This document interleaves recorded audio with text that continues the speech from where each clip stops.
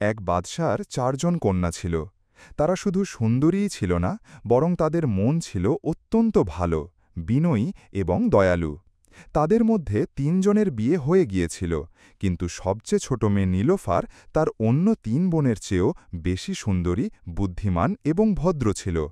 তার চুল ছিল সোনার মতো, কিন্তু তার বিয়ে হচ্ছিল না, কারণ এখনও পর্যন্ত এমন কোনো উপযুক্ত রাজকুমার আসেনি যে তার মতো সুন্দর, আকর্ষণীয় এবং বুদ্ধিমান। বাদশাহ এবং রানী এই মেয়েকে খুব ভালোবাসতেন এবং চাইতেন যে সে কোনো ভালো রাজকুমারের সঙ্গে বিবাহ বন্ধনে আবদ্ধ হোক। একদিন রাজকন্যা তার সখীদের সঙ্গে খেলতে খেলতে রাজপ্রাসাদের কাছে একটি নদীর ধারে পৌঁছল। সখীরা যখন দেখল যে নদীর জল চাঁদের আলোর মতো জ্বলজ্বল করছে, তখন তাদের ইচ্ছা হলো যে তারা সেই জলে স্নান করবে। তারা রাজকন্যাকেও রাজি করিয়ে ফেলল।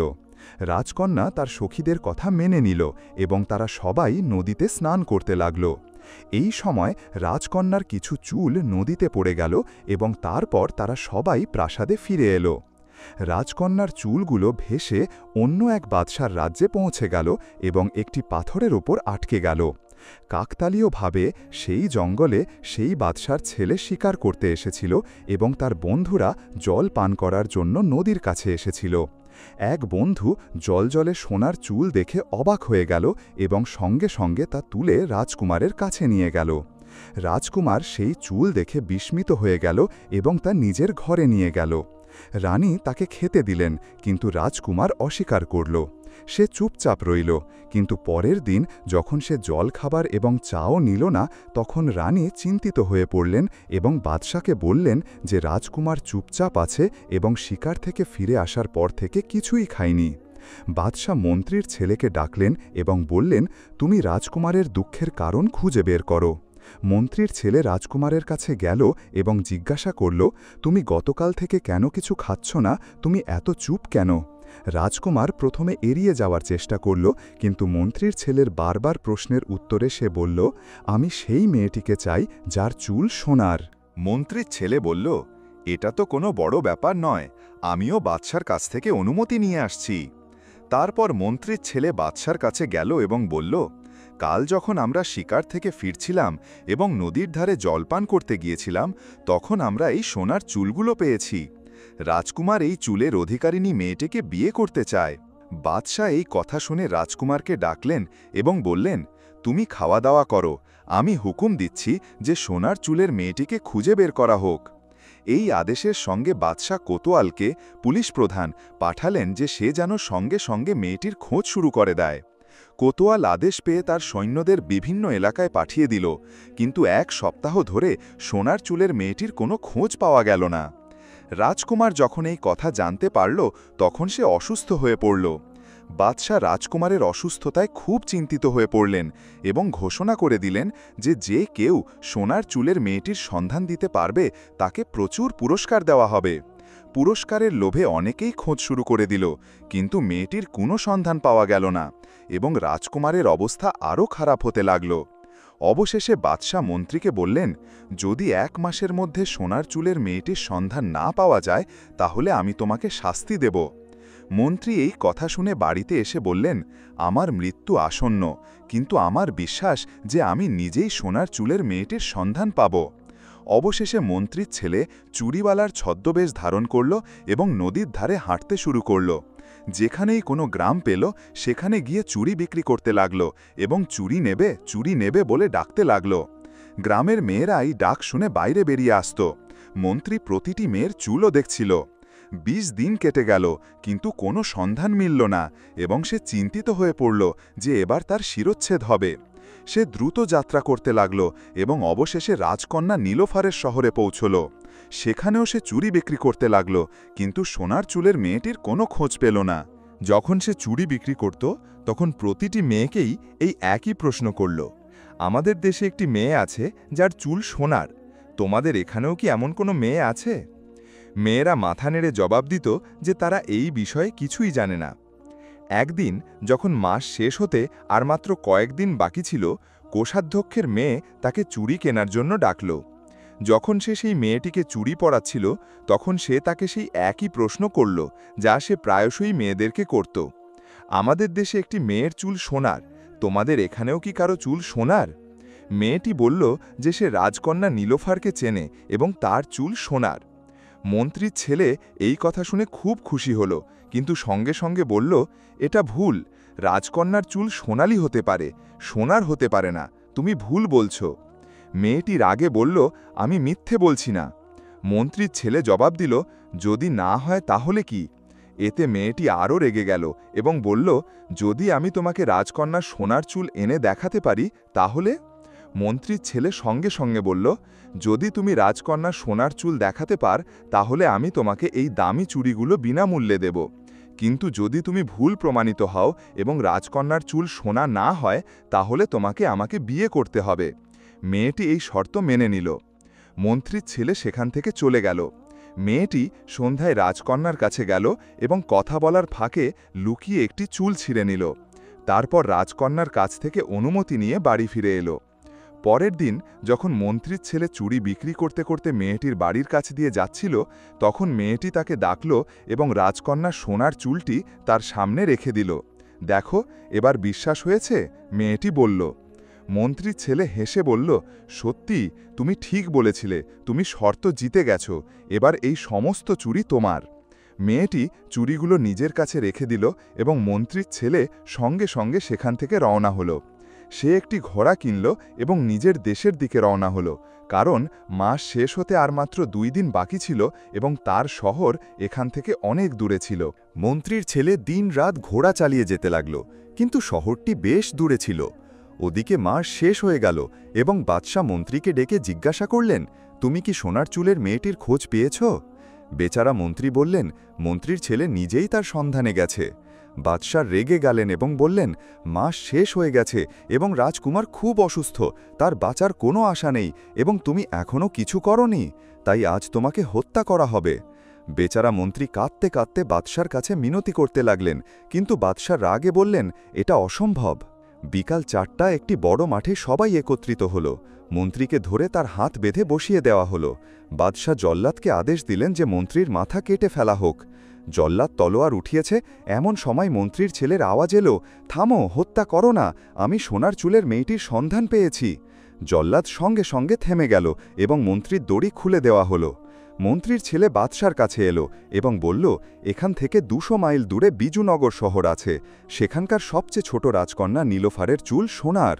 রাজকুমার মন্ত্রীর ছেলের কথা শুনে খুব খুশি হল এবং তাকে ধন্যবাদ জানালো। মন্ত্রী বাদশাকে বললেন যে রাজকুমার যাওয়ার জন্য প্রস্তুত, যদি আল্লাহ চান তবে তারা সফল হয়ে ফিরবে। বাদশাহ এই কথা শুনে প্রস্তুতির আদেশ দিলেন এবং একজন দূত পাঠালেন যে তারা তাদের আগমনের খবর যেন সেখানকার বাদশাকে জানিয়ে আসে। কয়েকদিন পর বাদশাহ এবং রাজ্যের উচ্চপদস্থ কর্মকর্তারা রাজকুমারের বন্ধু মন্ত্রীর ছেলের সঙ্গে রাজকন্যা নীলোফারের শহরের দিকে রওনা হলেন। তারা আরামে যাত্রা করতে করতে 12 দিনের মাথায় রাজকন্যার শহরে পৌঁছল। যেহেতু দূত তাদের আগমনের খবর আগেই জানিয়েছিল, তাই সেখানের বাদশাহ মহা ধুমধামের সঙ্গে তাদের স্বাগত জানালেন এবং তাদের আরামদায়ক স্থানে থাকার ব্যবস্থা করে দিলেন। পরের দিন বাদশাহ রাজকন্যা নীলোফারকে বললেন, এবার তুমি আমাদের তোমার শর্তগুলো জানাও। রাজকন্যা জবাব দিল, আপনারা আজ দরবার বসান, আমি রাজকুমারকে কিছু প্রশ্ন করব। এরপর রাজকন্যা তার সখীদের সঙ্গে চেয়ারে বসল এবং রাজকুমার একটি দামি সিংহাসনে বসল। দরবারে রাজ্যের বড় বড় কর্মকর্তারাও উপস্থিত ছিলেন। রাজকন্যার সখী সবাইকে সালাম জানাল এবং তারপর রাজকুমারকে জিজ্ঞাসা করল, আপনি আমাদের বুদ্ধিমান রাজকন্যার প্রশ্নের উত্তর দিন, বুদ্ধি কি খায়? এই প্রশ্ন শুনে দরবারে নীরবতা নেমে এলো এবং রাজকুমার চিন্তিত হয়ে পড়ল। সে কিছুই বুঝতে পারল না, তাই সে মন্ত্রীর ছেলের দিকে তাকাল। মন্ত্রীর ছেলে চোখে ইশারা করল। রাজকুমার তা বুঝতে পেরে বলল, তুমি তোমার রাজকন্যাকে বলো যে এই প্রশ্নটি খুব কঠিন এবং আমাকে একদিনের জন্য সময় দেওয়া হোক, যাতে আমি এর উত্তর ভাবতে পারি। রাজকন্যার সখী ফিরে গেল এবং এসে বলল, রাজকুমারকে একদিনের সময় দেওয়া হয়েছে। এই কথা শুনে বাদশাহ দরবার ভেঙে দিলেন এবং সবাই নিজেদের বাড়িতে চলে গেল। রাতে বাদশাহ, রাজকুমার এবং অন্যান্যরা অতিথি কক্ষে ঘুমাচ্ছিলেন। রাজকুমার মন্ত্রীর ছেলেকে জিজ্ঞাসা করল, এই প্রশ্নের কি উত্তর দেব? মন্ত্রীর ছেলে নিজেও চিন্তিত ছিল এবং বলল, আমি এখনও কোনো উত্তর পাইনি। রাতে মন্ত্রীর ছেলে অনেক ভাবল, কিন্তু কোনো সমাধান পেল না। সকাল হল, সবাই জলখাবার খেল এবং তারপর ঘুমিয়ে পড়ল। দুপুরের খাবারের সময় হল, কিন্তু উত্তর তখনও আসেনি। তারপর চায়ের পর বাদশার দরবারে ডাকা হল।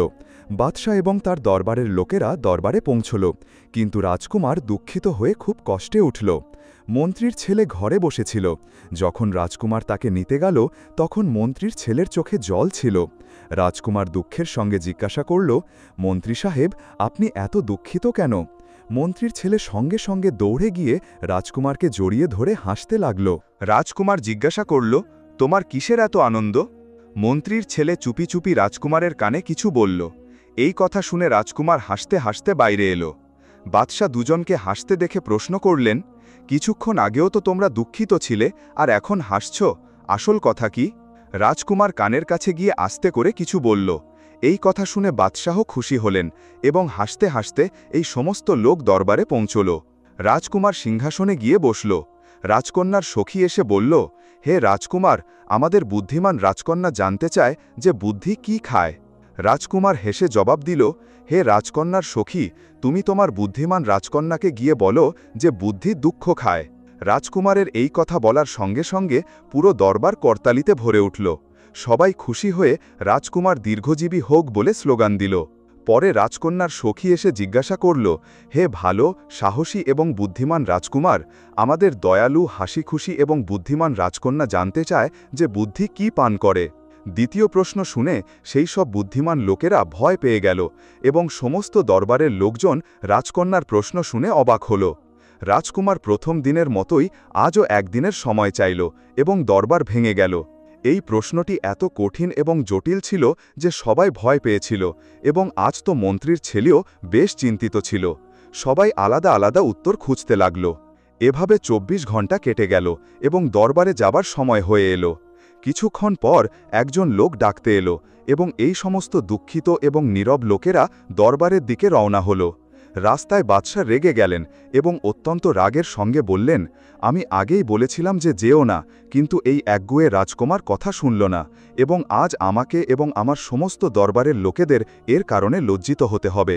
তাকে রেগে যেতে দেখে হঠাৎ সে জোরে হেসে উঠল। বাদশা তার এই ঔদ্ধত্য দেখে তার দিকে ফিরলেন এবং রাগের সঙ্গে বললেন, তোমার কি লজ্জা হয় না যে আমরা সবাই চিন্তিত এবং আজ ভরা দরবারে আমাদের অপমানিত হতে হবে, আর তুমি হাসছ? রাজকুমার খুব বিনয়ের সঙ্গে বাদশার কানে ঝুঁকে কিছু বলল এবং তারপর বলতে লাগল, বাদশা সালামাত, আমি তো আপনার রাগ দেখে হাসছিলাম। বাদশা তার কথা শুনে হাসতে লাগলেন এবং তারপর মন্ত্রীর ছেলে রাজকুমারকে ডাকল এবং চুপি চুপি তাকে কিছু বলল। কি কথা বলল তা জানা যায়নি, কিন্তু রাজকুমারও অনিচ্ছাকৃতভাবে হাসতে লাগল। দরবারে পৌঁছলে রাজকন্যার সখী আগের দিনের মতো আবার রাজকুমারকে জিজ্ঞাসা করল, হে ভালো বুদ্ধিমান রাজকুমার, আমাদের বুদ্ধিমান রাজকন্যা জানতে চায় যে বুদ্ধি কি পান করে। রাজকুমার হেসে জবাব দিল, হে বুদ্ধিমান রাজকন্যার ভালো সখী, যাও রাজকন্যাকে গিয়ে বলো যে এটা তো খুব সহজ প্রশ্ন, আরে বুদ্ধি রাগ পান করে।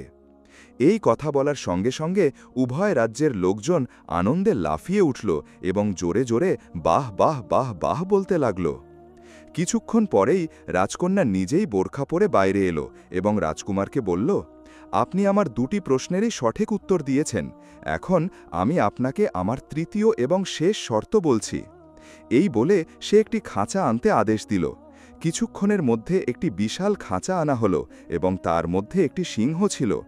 রাজকন্যা বলল, এই শর্তটি আপনার জন্য খুব কঠিন, আপনাকে এই খাঁচার দরজা না খুলে বা ভাঙা ছাড়াই এই সিংহকে বাইরে বের করে দিতে হবে।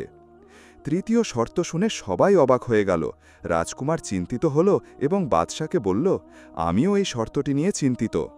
বাদশা মন্ত্রীর ছেলেকে জিজ্ঞাসা করলেন, এখন কি হবে? মন্ত্রীর ছেলে বলল, এটা আমারও মাথায় আসছে না, আপনি চিন্তা করবেন না, আমি ভাবব। পরের দিন মন্ত্রীর ছেলে আবার চুরিওয়ালার ছদ্মবেশ ধারণ করল এবং কোষাধ্যক্ষের বাড়িতে পৌঁছল। মেয়েটি যখন তার আওয়াজ শুনল তখন তাকে ডাকল। সেখানে পৌঁছলে কোষাধ্যক্ষের মেয়েটি বলল, তুমি চুরিওয়ালার ছদ্মবেশে আছো, তোমাকে তো রাজকুমারের কোনো সঙ্গী বলে মনে হচ্ছে। এর আগেও তুমি আমাকে ধোঁকা দিয়ে রাজকন্যার সন্ধান নিয়ে গিয়েছিলে, বলো তুমি কে? মন্ত্রীর ছেলে হেসে বলল, হে ভালো এবং দয়ালু মেয়ে, আমি রাজকুমারের বন্ধু এবং রাজকুমারের রাজ্যের মন্ত্রীর ছেলে। মেয়েটি বলল, এখন পর্যন্ত তো তোমার বন্ধু রাজকুমার জিতছে, কিন্তু আজ সে জিততে পারবে না। মেয়েটির এই কথা শুনে মন্ত্রীর ছেলে কাঁদতে লাগল।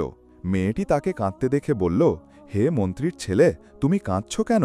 মন্ত্রীর ছেলে কাঁদতে কাঁদতে জবাব দিল, আমি তোমাকে বিয়ে করতে চাই, এবং রাজকুমার আমাকে প্রতিশ্রুতি দিয়েছিল যে যদি তার সঙ্গে রাজকন্যার বিয়ে হয়ে যায় তবে সে এখানকার বাদশাহকে বলে আমার বিয়ে তোমার সঙ্গে করিয়ে দেবে। কিন্তু রাজকুমার শর্তে হেরে যাবে এবং তার বিয়ে তোমার রাজকন্যা নীলোফরের সঙ্গে হবে না। এর ফলস্বরূপ আমার বিয়েও তোমার সঙ্গে হবে না। তাই আমি কাঁদছি। মেয়েটি এই কথা শুনে প্রথমে লজ্জা পেল এবং তারপর বলল, তুমি কেঁদো না, আমি তোমাকে বলে দিচ্ছি যে এই সিংহটিকে কিভাবে খাঁচার ভেতর থেকে বের করা যাবে। মন্ত্রীর ছেলে হেসে বলল, বলো। কোষাধ্যক্ষের মেয়েটি বলল, আসলে এই খাঁচার ভেতরে আসল সিংহ নেই, বরং একটি মোমের সিংহ আসল সিংহের মতো করে তৈরি করে রাখা হয়েছে এবং তার ওপর রং করা হয়েছে। যদি একটি লোহার গরম রড যা আগুনে লাল করা হয়েছে সেই সিংহের পেটে গুজে দেওয়া হয়, তাহলে তার মোম গলে খাঁচা থেকে বাইরে বেরিয়ে আসবে এবং এভাবে রাজকন্যার এই শর্ত দিয়েও পূরণ হয়ে যাবে যে খাঁচা না খুলেই সিংহকে বাইরে বের করে দেওয়া হবে। এই কথা শুনে সে কোষাধ্যক্ষের মেয়েটিকে অনেক অনেক ধন্যবাদ জানালো এবং সেখান থেকে সঙ্গে সঙ্গে দৌড়ে রাজকুমারের কাছে এলো এবং তারপর তাকে আলাদা করে নিয়ে গিয়ে এই সমস্ত ঘটনা শোনালো। রাজকুমার এই কথা শুনে খুব খুশি হল এবং সঙ্গে সঙ্গে গিয়ে বাদশাহকে এই খবর দিল। বাদশাহ মন্ত্রীর ছেলের বুদ্ধিমত্তার খুব প্রশংসা করলেন এবং বললেন যে তিনি এখানকার বাদশাহকে বলে কোষাধ্যক্ষের মেয়ের সঙ্গে তার বিয়ে অবশ্যই করিয়ে দেবেন। সন্ধ্যায় লোকেরা খুব শান্তভাবে দরবারে পৌঁছল এবং গর্বের সঙ্গে নিজের নিজের জায়গায় বসল। কিছুক্ষণ পরেই রাজকন্যা বাইরে এলো এবং রাজকুমারকে বলল, আপনি শর্ত পূরণ করার জন্য প্রস্তুত নাকি ফিরে যেতে চান? রাজকুমার হেসে বলল, হে বুদ্ধিমান রাজকন্যা, আমি একা ফিরে যেতে চাই না, বরং আপনাকেও আমার সঙ্গে নিয়ে যেতে চাই এবং আপনার শর্ত পূরণ করার জন্য প্রস্তুত। রাজকন্যা আদেশ দিল যে সিংহের খাঁচা আনা হোক। কিছুক্ষণ পর সিংহের খাঁচা আনা হলো এবং সেই খাঁচার ভেতরে একটি সিংহ বন্দী ছিল এবং এমন মনে হচ্ছিল যে সত্যিই কোনো জীবিত সিংহ খাঁচার ভেতরে দাঁড়িয়ে আছে। কারিগররা সেই মোমের সিংহটিকে এত ভালোভাবে তৈরি করেছিল যে এটি নকল সিংহ তা বোঝা কঠিন ছিল। সব দরবারের লোকজন এটি দেখে খুব অবাক হল যে এই জীবিত সিংহটিকে রাজকুমার খাঁচা না খুলে বা না ভেঙে কিভাবে বাইরে বের করবে। প্রথমে রাজকুমার উঠে খাঁচাটি ভালোভাবে দেখল এবং তারপর সিংহটিকে অনেকক্ষণ ধরে দেখতে থাকল এবং তারপর আদেশ দিল যে একটি বড় লোহার রড আনা হোক এবং অনেক আগুন জ্বালানো হোক। আদেশ পালন করা হলো। যখন আগুন জ্বালানো হলো তখন রাজকুমার সেই রডটি আগুনের মধ্যে রেখে দিল। সবাই রাজকুমারের এই কাজে অবাক হতে লাগল এবং তাদের কারোরই মাথায় কিছু এলো না যে রাজকুমার কি করছে। যখন 1 ঘন্টা কেটে গেল তখন রাজকুমার রডটি তুলে সিংহের খাঁচার ভেতরে সিংহের পেটে সেই আগুন ঢুকিয়ে দিল। গরম লোহা মোমের সিংহের গায়ে লাগতেই সঙ্গে সঙ্গে গলতে লাগল এবং কিছুক্ষণ পরেই সমস্ত মোম গলে খাঁচার বাইরে চলে এলো। এটা দেখে সবাই খুব হইচই করল। রাজকুমার বলল, হে বুদ্ধিমান রাজকন্যা, আমি খাঁচা না খুলে বা না ভেঙেই এই সিংহকে বাইরে বের করে দিয়েছি। এবার আপনি বলুন আপনার কি শর্ত? রাজকন্যা লজ্জা পেয়ে এই কথা বলতে বলতে ভেতরে চলে গেল। হে বুদ্ধিমান রাজকুমার, আপনি সব শর্তই জিতে গেছেন। রাজকুমারের বিয়ে খুব ধুমধামের সঙ্গে রাজকন্যার সঙ্গে হয়ে গেল। 4 দিন পর রাজকুমার সেই দেশের বাদশাকে বলল যে মন্ত্রীর ছেলের বিয়ে এই দেশের কোষাধ্যক্ষের মেয়ের সঙ্গে করিয়ে দেওয়া হোক। এই বিয়েতে রাজকুমার এবং বাদশা প্রচুর টাকা খরচ করলেন এবং রাজকুমারের বিয়ের চেয়েও বেশি জাঁকজমকের সঙ্গে মন্ত্রীর ছেলের বিয়ে দেওয়া হলো। এরপর রাজকুমার, রাজকন্যা, নীলোফার, মন্ত্রীর ছেলে এবং কোষাধ্যক্ষের মেয়ে সমস্ত দরবারের লোকজনকে নিয়ে নিজের দেশে ফিরে এলো। এখানে কয়েকদিন ধরে বিয়ের খুশিতে গরিব এবং অভাবী লোকদের প্রচুর টাকা পয়সা বিতরণ করা হলো। কিছুদিন পর বাদশার নিজের জায়গায় রাজকুমারকে বাদশা বানিয়ে দিলেন। রাজকুমার তার বন্ধু মন্ত্রীর ছেলেকে নিজের মন্ত্রী নিযুক্ত করলেন এবং মন্ত্রীর বাবার জন্য পেনশন নির্ধারণ করে দিলেন। আর তারপর এই সমস্ত লোকেরা খুব আরামে জীবনযাপন করতে লাগল এবং জনগণের কল্যাণের জন্য দিন-রাত কাজ করতে লাগল। এই গল্পটি আমাদের এই শিক্ষা দেয় যে বুদ্ধি, ভালোবাসা এবং আত্মসম্মান মানুষের জীবনের সবচেয়ে গুরুত্বপূর্ণ জিনিস এবং এগুলি মানুষকে সফল করে তোলে। আমাদের আজকের ভিডিওটি আপনাদের কেমন লেগেছে অবশ্যই কমেন্ট করে জানাবেন। এই পর্যন্ত সবাই সুস্থ থাকুন, ভালো থাকুন এবং আমাদের চ্যানেলটি সাবস্ক্রাইব করে রাখুন। দেখা হচ্ছে পরের কোনো ভিডিওতে।